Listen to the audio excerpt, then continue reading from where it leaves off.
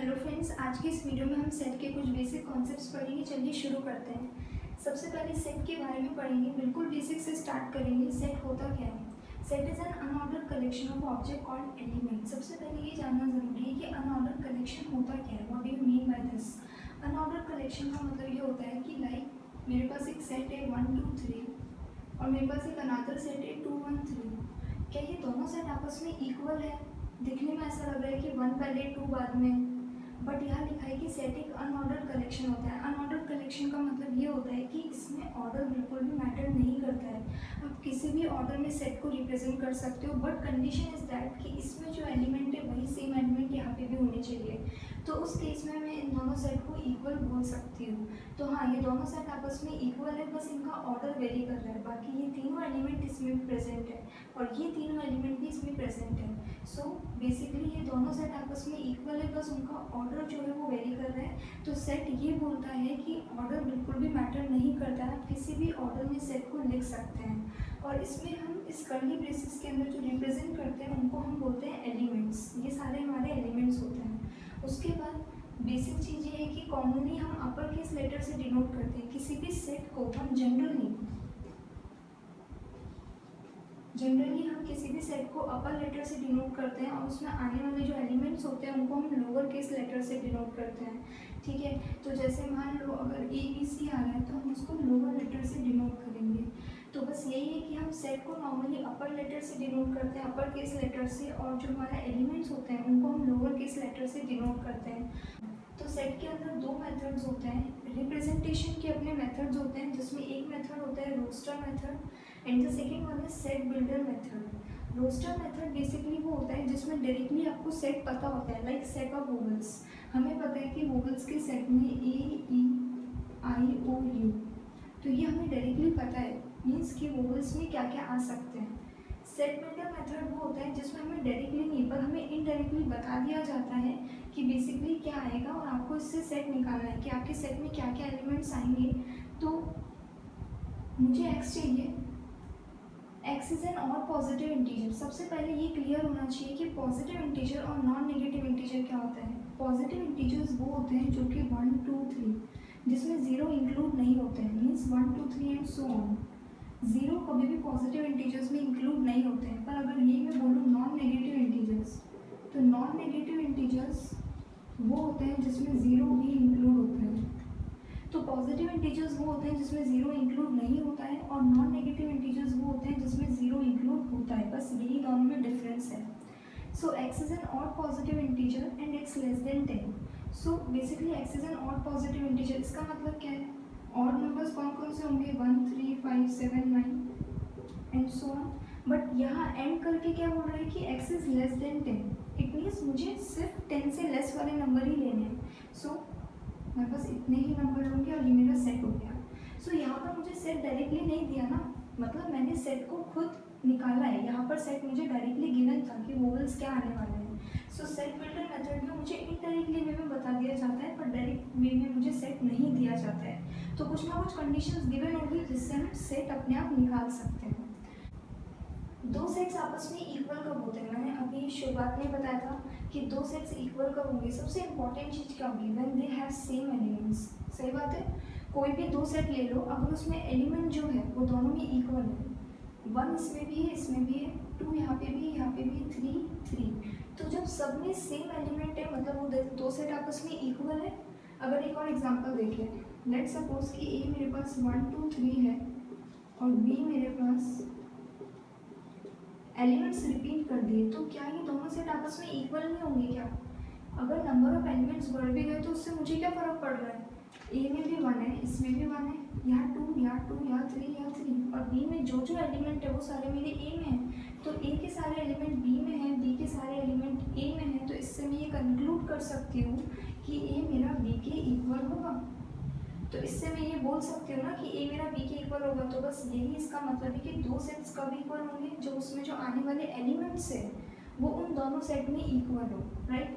अब इसी को अगर हम प्रपोजिशनल लॉजिक के फॉर्म में लिखते हैं तो उसको कैसे एक्सप्रेस करते हैं? In better way, A and B are equal if and only if this. What does it mean? If and only if का मतलब क्या होता है?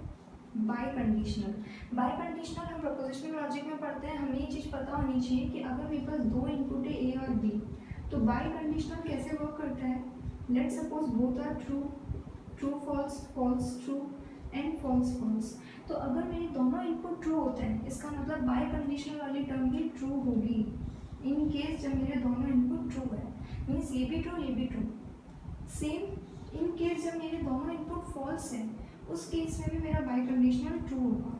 तो किस केस में फॉल्स होगा, जब एक इनपुट ट्रू और दूसरा फॉल्स, या पहला इनपुट फॉल्स दूसरा ट्रू, उस केस में मेरा बाय कंडीशनल फॉल्स होता है। इसको हम इफ एंड ओनली भी बोलते हैं, ठीक है। इसका मतलब ये है कि A and B are equal if and only with this condition. What does it mean, let's suppose कि ये चीज़ मेरी ट्रू है, A and B are equal. अगर ये चीज़ ट्रू है और मैं चाहती हूँ कि ये पूरी चीज़ मेरी ट्रू हो, तो इफ़ एंड ओनली इफ का मतलब ये है कि इसको भी ट्रू होना पड़ेगा। Means if and only if क्या बोलते हैं, अगर ये ट्रू है और ये ट्रू है तो ओवरऑल चीज़ ट्रू हो जाएगी।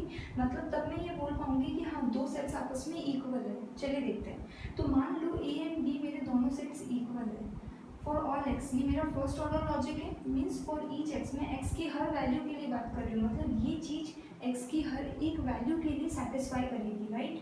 तो लेट सपोज मान लो कि ए में कोई एक्स एलिमेंट है, तो अगर एक्स मेरा ए को बिलोंग कर रहा है, बिलोंगिंग के बारे में एक और चीज़ पता होनी चाहिए, मतलब आपको ये पता होना चाहिए कि बेसिकली बिलोंगिंग का मतलब क्या होता है।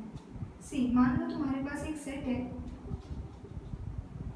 1 2 3। अगर मैं ऐसा लिखती हूँ कि 1 belongs to A, is it right और wrong, it is definitely true, because yes 1 is an element which is present in set A and 1 belongs to A, right? But if I write this one, is it true or not? This is false. Remember, don't confuse in 1 and in set 1. 1 belongs to A, ये बिल्कुल सही है। Belonging का मतलब ये है कि वो एलिमेंट इस सेट में प्रेजेंट होना चाहिए। क्या मुझे बताइए कि सेट 1 मीन्स मुझे बताइए क्या सेट 1 जो है क्या वो मेरा ए के अंदर प्रेजेंट है क्या, नहीं है। ए में तो सिंगल 1 प्रेजेंट है, सेट 1 प्रेजेंट नहीं है, तो this does not belongs to ए।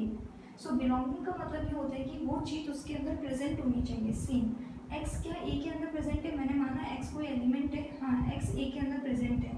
तो अगर एक्स ए के अंदर प्रेजेंट है, इसका मतलब क्या हो गया, इसका मतलब ये हो गया कि ये चीज़ मेरी ट्रू है। बाय कंडीशनल क्या एक्स बी में प्रेजेंट है, मान लो एक्स बिल्कुल यही, तो एक्स मेरा बी में भी प्रेजेंट है, मतलब ये चीज़ भी ट्रू हो गई। तो बाय कंडीशनल क्या बोलता है कि अगर दोनों चीज़ें ट्रू है तो आपका आंसर भी ट्रू है, मतलब for all X this term is true. So if this is true, this is true, the whole thing is true.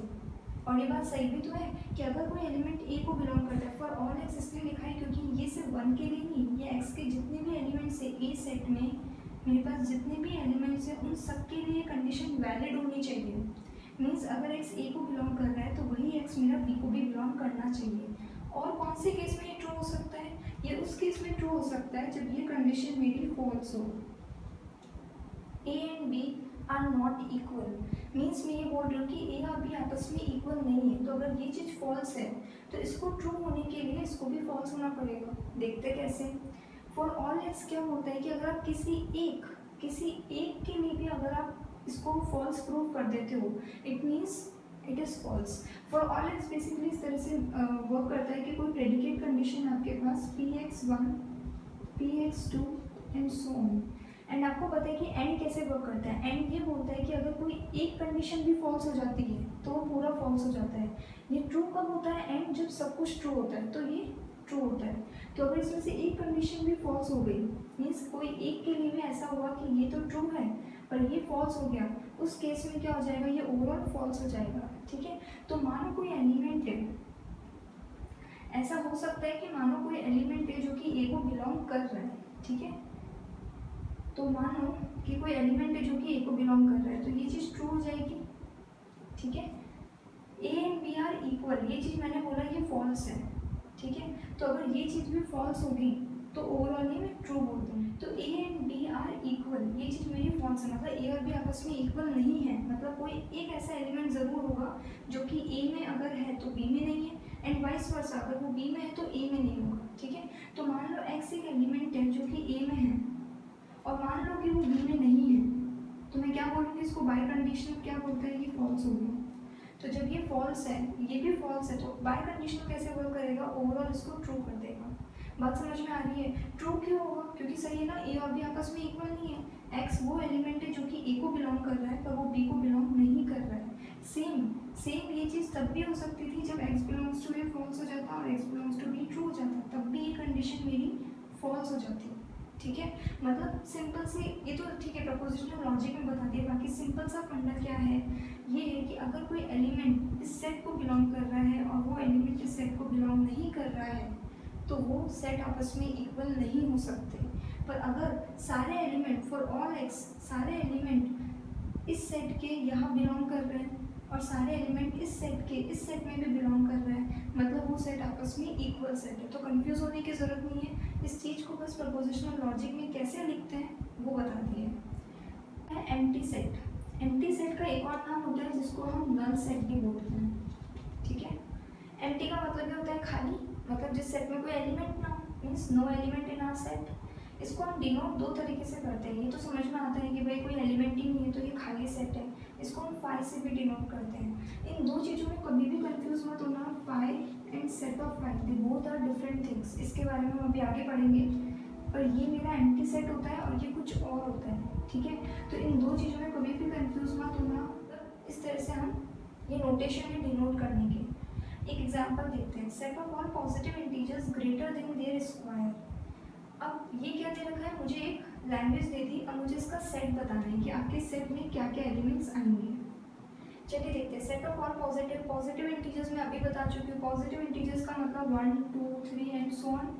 So positive integers का set greater than their squares. इसका मतलब क्या है? इसका मतलब ये है कि अगर मैं 1 लूँ और 1 का स्क्वायर करूँ, मैं 2 लूँ और 2 का स्क्वायर करूँ, इसका मतलब ये बोल रहा है कि जितने भी पॉजिटिव इंटीजर्स है क्या वो ग्रेटर देन होंगे उसके स्क्वायर से। क्या मैं ऐसा बोल सकती हूँ 1 1 के स्क्वायर से ग्रेटर है? बिल्कुल नहीं बोल सकती। क्या 2 4 से ग्रेटर है? बिल्कुल नहीं बोल सकती। क्या 3 9 से ग्रेटर है? बिल्कुल भी नहीं। तो यार देखने में तो ऐसा लग रहा है एंड सो ऑन। कभी भी कोई एलिमेंट, अगर मैं बात करती हूँ पॉजिटिव इंटीजर्स की, फॉर ऑल पॉजिटिव इंटीजर्स, तो किसी भी पॉजिटिव इंटीजर का अगर मैं स्क्वायर करूँ तो वो पॉजिटिव इंटीजर कभी भी उसके स्क्वायर से ग्रेटर नहीं हो सकता। इसका मतलब ये बिल्कुल सही एग्जांपल है नल सेट का, कि आपका सेट खाली रहने वाला है या फिर फाइव मीन्स इस सेट के अंदर कोई भी एलिमेंट नहीं आएगा। इसी को हम क्या बोलते हैं? नल सेट बोलते हैं। लास्ट चीज जो हम इस वीडियो में बात करने वाले हैं वो है सिंगलटन सेट। क्या होता है सिंगलटन सेट, उसके बारे में बात करेंगे। सिंगलटन सेट क्या होता है? बेसिकली सिंगलटन, सिंगल से समझो, सिंगल का मतलब ये होता है कि जिसमें सिर्फ एक ही एलिमेंट हो, इसका मतलब 1 एलिमेंट। ये क्या बोल रहे हैं? जिसमें सिर्फ एक ही एलिमेंट हो। मीन्स कोई एग्जांपल अगर मैं लेना चाहूँ तो देखो, मैं अगर ये एग्जांपल लूँ तो क्या ये सिंगलटन सेट है क्या? तो अगर मैं एग्जांपल लूँ सिंगलटन सेट का, दिस वन, तो क्या ये एम्प्टी सेट है क्या? मैंने अभी बताया कि ये चीज़ और ये चीज़ दोनों आपस में डिफरेंट है, इसमें कंफ्यूज मत होना। ठीक है, इसका मतलब होता है खाली, जिसके अंदर कुछ नहीं हो। ये पाई मेरे सेट के अंदर है, तो ध्यान रखना ये एक सिंगलटन सेट है। क्यों? क्योंकि इसके अंदर एक एलिमेंट है, क्योंकि इस सेट के अंदर एक एलिमेंट है। और अगर किसी सेट में एक एलिमेंट है मतलब वो एक सिंगलटन सेट है। सिंगल का मतलब ये होता है जिसमें सिर्फ 1 एलिमेंट हो। ठीक है, तो फाई और सेट ऑफ फाई में कंफ्यूज मत होना। सेट ऑफ फाई जो है वो सिंगलटन सेट का एग्जाम्पल है। ठीक है, तो ये इसका एग्जाम्पल हो गया। तो ये लास्ट टॉपिक था इस वीडियो का। तो अगर आपको मेरी वीडियो पसंद आए तो प्लीज़ उसे लाइक करिए, शेयर करिए और सब्सक्राइब करना बिल्कुल मत भूलिएगा। Thank you so much.